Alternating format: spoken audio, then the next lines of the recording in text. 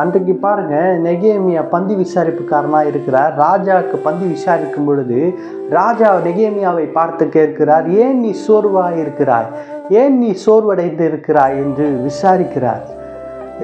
ஒரு ராஜா தன்னிடம் வேலை செய்பவரிடம் விசாரிக்கும் பொழுது, நம்மை படைத்து அழகாய் நம்மளை இந்த உலகத்தில் வைத்தவரை நம்மளை பார்த்து விசாரிக்க மாட்டாரா? அவர் உங்களை விசாரிக்கிறபடினால் உங்கள் கவலைகளை அவர் மேலே வைத்து விடுங்கள் என்று வேதம் நம்மளுக்கு தெளிவாக சொல்லுதுங்க. இந்த நேரத்திலும் என் அன்பு சகோதரன் சகோதரி இதை கேட்டுக்கொண்டுக்கிற உங்களை பார்த்து நான் சொல்லுகிறேன், இந்த நாள் மட்டும் உங்களுக்கு விசாரிக்க யாருமே இல்லையே, என்ன ஏன் சாப்பிட்டியான்னு கேட்கறதுக்கு யாருமே இல்லையே, என்னை விசாரிக்க ஒருவரும் இல்லையே என்று யோசித்து கொண்டிருக்கிற உங்களை பார்த்து சொல்லுகிறேன், உங்களை விசாரிக்கிற தேவன் ஒருத்தர் இருக்கிறார். அவர் உங்களை விசாரிக்க ஆவலாய் காத்து கொண்டிருக்கிறார்.